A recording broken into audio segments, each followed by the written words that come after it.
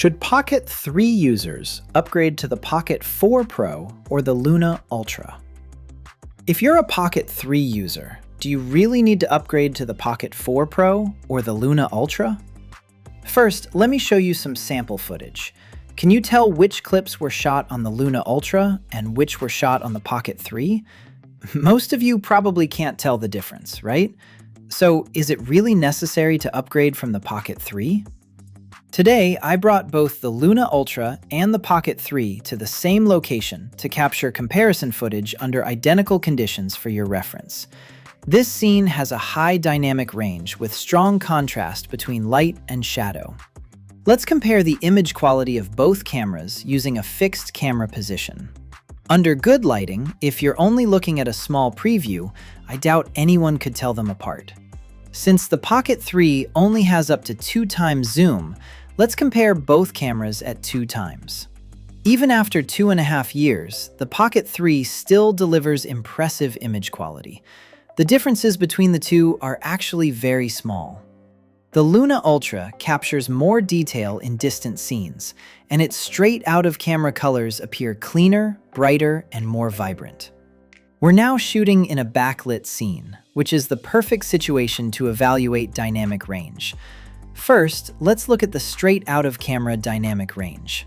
In backlit conditions, the differences start to become noticeable. The Pocket 3 loses contrast, the shadows become washed out, and bright highlights around the tree leaves show significant purple fringing. That's because the Pocket 3 has a 12-stop dynamic range, while the LUNA Ultra offers a 14-stop dynamic range. The LUNA also has some purple fringing, but it's noticeably better than the Pocket 3.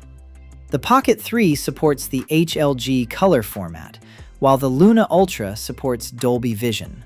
Let's compare them. Now here's a comparison under front lighting. This scene contains a wide variety of colors. Let's compare the color reproduction of both cameras in standard mode. I have to say, the Pocket 3 really is a legendary camera. Aside from its highlight control being weaker than the LUNA Ultra, it actually reproduces deep red colors even better than the LUNA.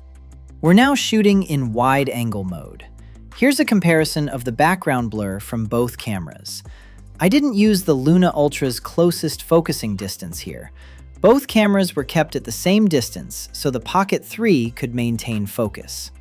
The LUNA Ultra has an f1.8 aperture, which is only slightly larger than the Pocket 3's f2.0 aperture. You'll need to zoom in to notice the very subtle difference. The LUNA Ultra also produces rounder bokeh highlights. Now let's test the subject tracking performance of both cameras.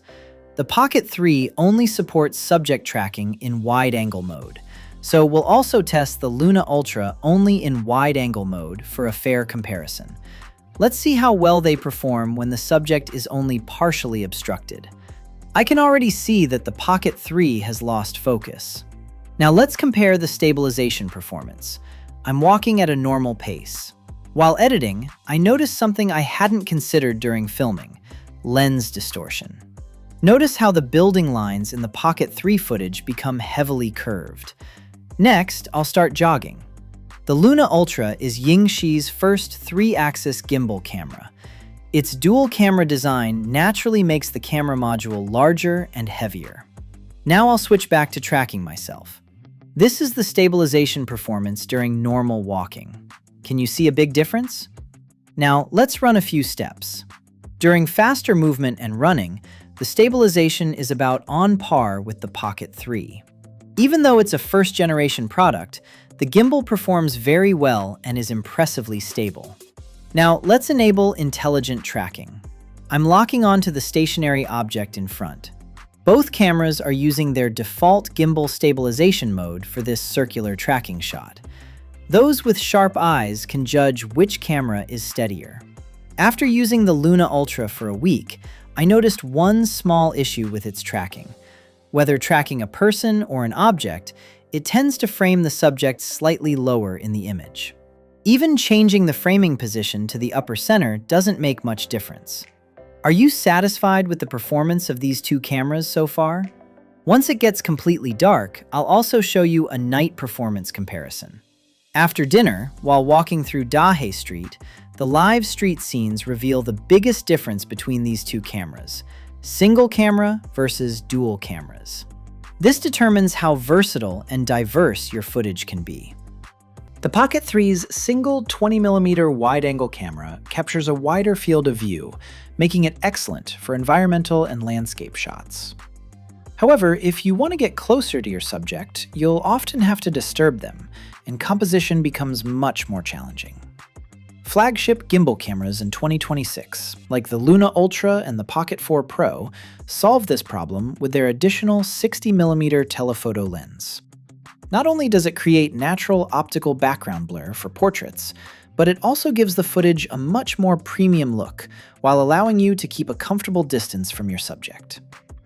In night mode, the Pocket 3 is limited to 4K at 30 frames per second, while the LUNA Ultra can record 4K at 60 frames per second with both of its cameras, giving you more flexibility for slow-motion footage. Let's compare night mode at 4K 60 versus 4K 30. Can the LUNA Ultra maintain image quality while recording at twice the frame rate? A higher frame rate also requires a faster shutter speed. Even though the LUNA Ultra's f1.8 aperture is only slightly larger, its image cleanliness is almost identical to the Pocket 3 shooting at 30 frames per second. If both cameras were recording at 30 frames per second, the LUNA Ultra would likely produce even less image noise. Unfortunately, both cameras overexposed the bright advertising signs. In scenes like this, only the Pocket 4 Pro's claimed 17-stop dynamic range may be able to handle them properly. After comparing the DJI Pocket 3 and the LUNA Ultra in daytime and nighttime image quality, color reproduction, tracking performance, and real-world shooting scenarios, do you think upgrading is worth it? If you'd like to see a direct image quality comparison between the LUNA Ultra and the DJI Pocket 4 Pro, be sure to check out my previous video. Now, let me share my own opinion. When you don't need to upgrade, there are two situations where upgrading isn't necessary. First, if you don't shoot very often and your Pocket 3 spends most of its time sitting on the shelf, I recommend making better use of the camera you already own. Letting it sit unused is the biggest waste, so there's absolutely no need to upgrade. Second, if your shooting scenarios are fairly simple, the lighting is generally good, and you don't need a telephoto lens, then there's no reason to upgrade. When you should upgrade. However, if you have any of the following needs or frustrations, I do recommend upgrading. First, and most importantly, ask yourself whether you need a telephoto lens. If you often find yourself wishing you could shoot from farther away, then it's definitely time to upgrade. Second, if you're a solo content creator and need more reliable subject tracking, upgrading is a good idea. Whether it's the LUNA Ultra or the DJI Pocket 4 Pro, both offer more stable wide-angle tracking and also support subject tracking with the telephoto lens from 3x to 12x zoom. Third, if you also take photos in addition to recording videos, I recommend upgrading. Both the Pocket 4 Pro and the LUNA Ultra feature 37-megapixel photo resolution, providing more image detail and greater flexibility for cropping and recomposing during editing. Fourth, if you've simply grown tired of using your Pocket 3 and want to experience a 2026 flagship gimbal camera, then go ahead and upgrade. Otherwise, you'll just keep thinking about it and wondering what you're missing. Final thoughts. So here's the final question. Are you going to upgrade or not? Leave your answer in the comments below. Thanks for watching, and I'll see you in the next video.